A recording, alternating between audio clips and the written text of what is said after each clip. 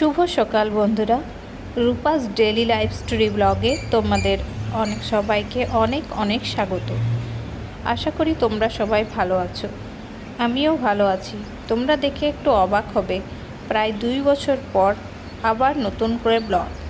হ্যাঁ, এই 2 বছর আমি ব্লগ দিতে পারিনি, কারণ সেরকম কোনো মন মানসিকতা আমার মধ্যে ছিলই না যে ব্লগটাকে কন্টিনিউ করি। এই 2 বছরে আমার জীবনে অনেক কিছু ঘটে গেছে। এই 2 বছরে আমি অনেক কিছু হারিয়েছি, অনেক কিছু পেয়েছি। তবে সেই সব পুরনো জিনিসকে নিয়ে কষ্ট পেয়ে আমি ভাবলাম কোনো লাভ নেই। তাই সব কিছুকে ওভারকাম করে আমি নতুন করে যেখান থেকে আমি সবার কাছ থেকে ভালোবাসা পেতে পারি সেইখানেই ফিরে আসা, আবারও নতুন করে ব্লগ চ্যানেলটাকে দাঁড় করানোর চেষ্টা। তো এই ব্লগ চ্যানেলটাকে তোমরা যদি সাপোর্ট করো, তো আমার চ্যানেলটি সাবস্ক্রাইব করে আমাকে আবার অনুপ্রাণিত করো নতুন করে ব্লগ দেওয়ার জন্য। তাই তোমাদের ভালোবাসা কুড়িয়ে নিতে আবারও ফিরে এলাম এই রূপাস ডেইলি লাইফ স্টোরি ব্লগে। তাই তোমাদেরকে আমার ব্লগে অনেক অনেক স্বাগত। তা এখন সন্ধ্যাবেলা আমি রেডি হয়ে গেছি একটু বাজার যাওয়ার জন্য, কারণ বাজারে অনেক কিছু প্রয়োজনীয় কিছু জিনিস আনতে হবে, তাই রেডি হয়ে গেছি। চলো তোমরাও আমার সাথে চলো, তোমাদেরকেও নিয়ে যাই বাজারে। পাপোস আর মাঠা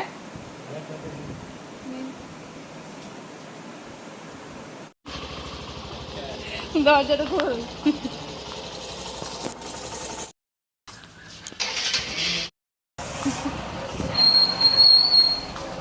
লাইটটা জ্বলা থাকবি ভালো করে।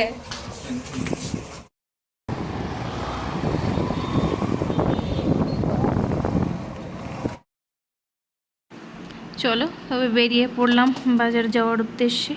আর এটা হচ্ছে আমাদের এখানে কালী মন্দির। তো চলো আমরা, আমাদের সাথে তোমরাও।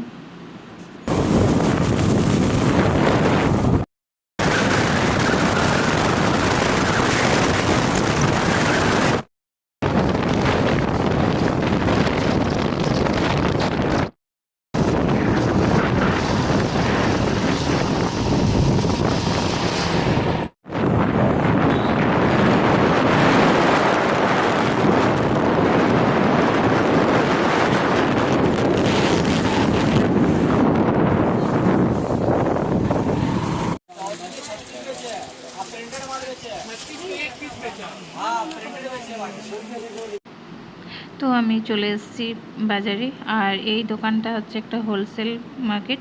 তো এখান থেকে আমি বেডশিট, বেড কাভার, যা যা প্রয়োজনীয় জিনিস সেগুলো নিয়ে নেব।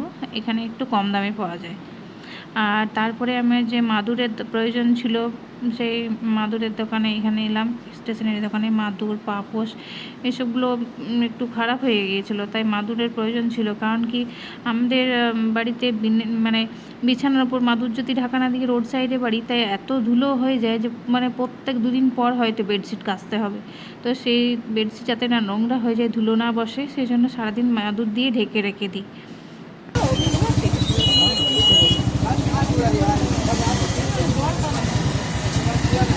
টাইলস অনেক ওটা না, ওটা স্লিপ করো, দেখে নাও পেছন দিকে, ওটাও স্লিপ করো। কোথায় লাগাবে? তো এখান থেকে আমি পাপোশ, তারপরে হচ্ছে ওই নোংরা তোলার স্প্যাচুলা, আর 3টে পাপোশ নিলাম। কারণ বাড়ির পাপোশগুলো একটু খারাপ হয়ে গিয়েছিলো, তাই ভাবলাম যখন এসেছি, আবার ভালোও ছিল পাপোশগুলো, তাই জন্য ভাবলাম যে নিয়ে নিই। তাই আমার বর বলছিল যে এই পাপোশগুলো আবার টাইলসের ওপর স্লিপ করবে না, তো তাই ভাবলাম যে হ্যাঁ, সেটাতে দেখে নিতে হবে, নাহলে আবার পাপোশে পা দিয়ে আবার গ্রিপ না করে যদি স্লিপ করে, তাহলে তো মুশকিলেই আছে। তাই সেই সব আলোচনা করে দেখে নিয়ে তারপরে এই 3টে পাপোশ নিলাম, আর একটা নিলাম ওই সিঁড়িতে ওঠার জায়গা ওইখানটাতে নেওয়ার জন্য। কারণ পাপোশ ছাড়া একদমই চলবে না, কারণ এত বেশি ধুলো হয় বাড়িতে যে বলার কিছু নেই।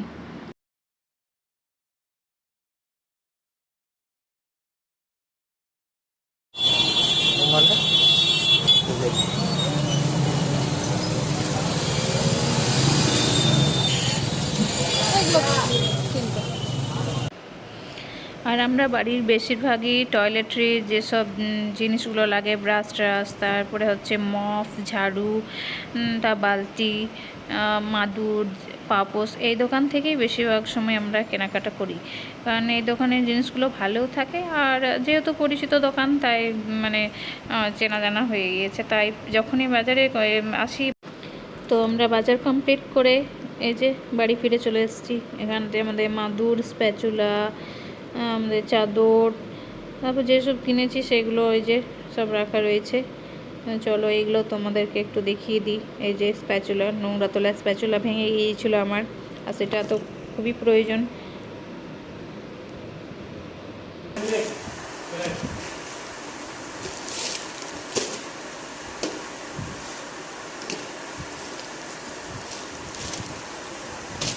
এই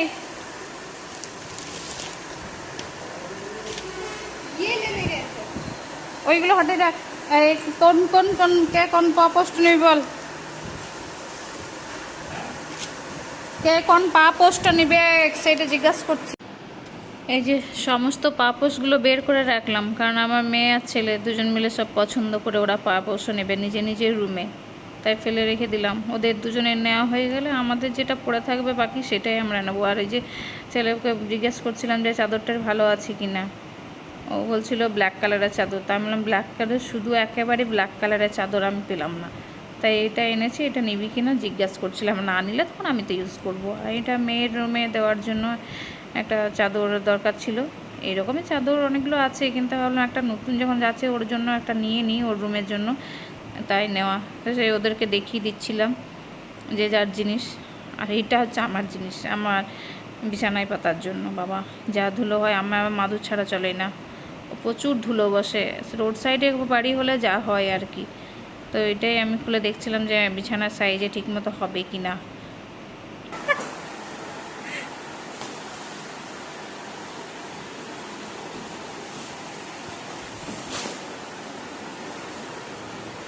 ভালোই আছে বলো, ভালোই আছে। তবে ওইটাতে যে ইয়েটা ছিল না, ওটা একটু নরম টাইপের ছিল, বুঝলে।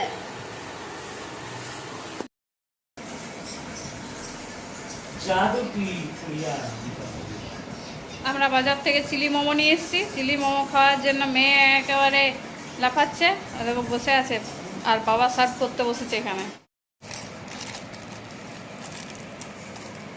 চিলি মোমো সার্ভ চলছে, ডিলিশিয়াস চিলি মোমো বাজার থেকে নিয়ে আসা হয়েছে, সার্ভ করে এবার আমরা এই চিলি মোমো এনজয় করি।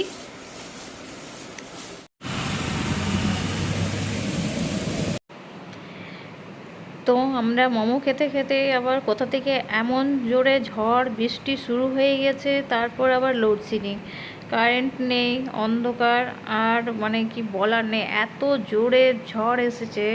মানে পরিবেশটা যে এত তাড়াতাড়ি চেঞ্জ হয়ে যাবে বলাই নেই কিছু। এই মাত্র মানে বাজার থেকে ফিরলাম আমরা 10-15 মিনিট আগে, আর তার মধ্যে পরিবেশের এমন মানে পরিবর্তন বলা যায় না, মানে কিভাবে মানে পরিবর্তন হয়ে গেল। কিছুক্ষণ আগেই আমরা সব কিছু শান্ত ছিল, কী সুন্দর ফিরে এলাম, আর মানে বাড়িতে ঢুকে যে জাস্ট 15 মিনিট হয়েছে, আর ব্যাস একদম মানে কোথা থেকে যেন ঝড় জল চলে এলো। তারপর আবার কারেন্ট নেই। এবার চলো গরমে বসে থাকো। এই যে ওই যে একটা টর্চের লাইট আমরা জ্বালিয়ে রেখেছি, এইটা নিয়ে আবার বসে থাকি। হ্যাঁ, কিছুদিন প্রচুর গরমও দিয়েছে, সেটার থেকে একটু স্বস্তি, কিন্তু এই যে ঝড়টা একেবারে ভালো লাগছে না। ঘর দৌড় একেবারে ধুলোতে পাতাতে ভরে গেল। কালকে সকালে প্রচুর খাটালি হবে আমার। তাই লাইট যাই দেখো,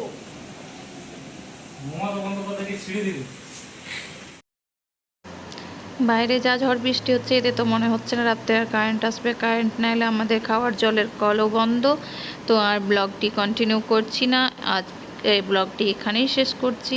তো আমার পাশে থাকবে আর আমার চ্যানেলটিকে সাবস্ক্রাইব করবে। ফিরে আসছি নতুন একটি ব্লগ নিয়ে। শুভরাত্রি বন্ধুরা।